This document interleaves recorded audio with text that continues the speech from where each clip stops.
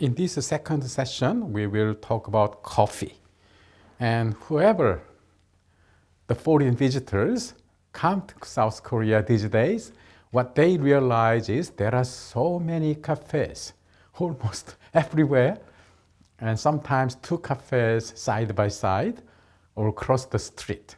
And South Koreans love to spend their time in cafe and all drink coffee.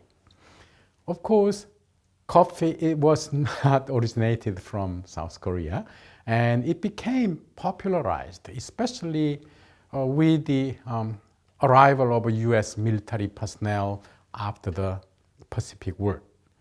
Because two American soldiers, they were all supplied good amount of coffee.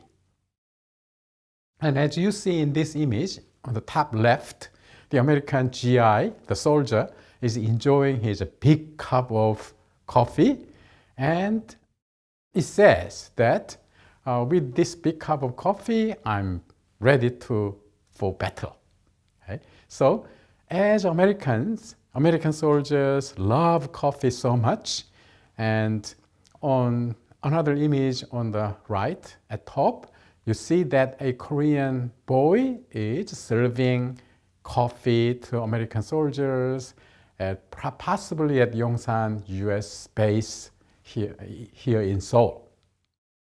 So these Americans, they popularized coffee as they did chocolate and chewing gums and so on. Nevertheless, this was, for Koreans, the only coffee available was instant coffee out of US military base, because South Korean government prohibited importing coffee during the Korean War, probably to save money, the valuable foreign currency. And that's why the Koreans were relying on coffee from US military base. Interestingly, now that is coffee from Ethiopia. And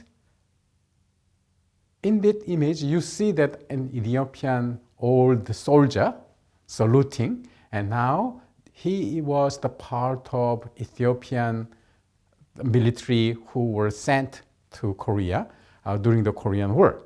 And later, because of their legendary battle experience and their connection to South Korea, Ethiopia sent real coffee beans. And they also set up small cafe somewhere in Gyeonggi province.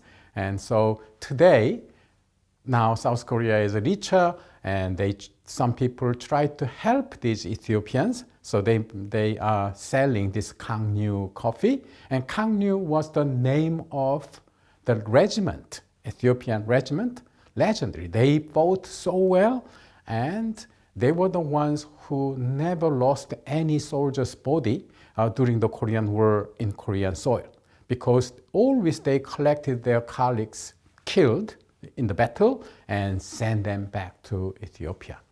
So coffee in Korea is very well connected to military and the Korean War.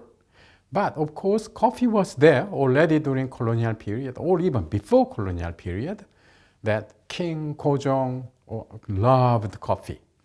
However, for ordinary people, it was only after 1945. Even though during colonial period there was a coffee, and that was really coffee out of real bean. But now, after the colonial period, that disappeared. But this culture of dabang or tea room, which came from Japan, still remained in South Korea. So in 1945, there was about 60 tea rooms in Seoul, they say.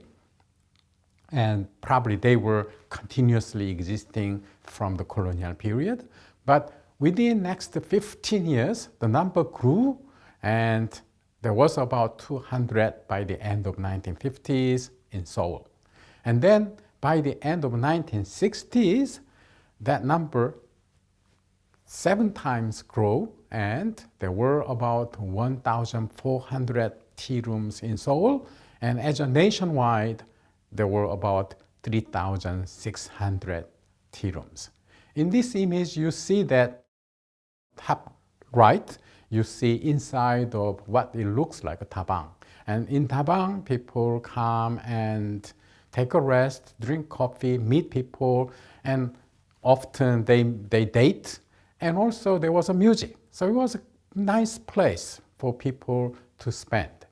And even in countryside, the small tea rooms like that, where the local, mostly males, spend time. Interestingly, it was in 1968, because of the popularity of instant coffee out of a US military base, one South Korean company, Dongseop Food Corporation, they started to sell coffee mix in 1975. And interestingly, from that time on, almost a daily basis, most of South Koreans started to drink coffee.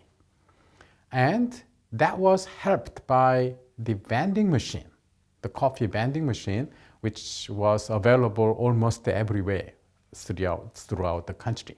So by the early 1980s, instant coffee became the most popular hot drink in Korea, and Korean coffee mix exceeded that of US company Maxwell House, and they exported their coffee mix. And this kind of coffee mix you see here in this image, you can find any supermarket or Asian stores throughout North America and Oceania, and even sometimes in Europe. And as I said, what really spread the coffee from Seoul and other areas to even countryside, and that was a vending machine. Vending machines like them, they were invented mostly in Japan and also imported, but later South Korean companies began to produce those vending machines, and so they were just everywhere, and which made it very easy for any people to drink coffee. So Koreans were very quickly addicted to coffee. And now this already portend what would happen by 1990s and 2000, making South Korea as Republic of Coffee.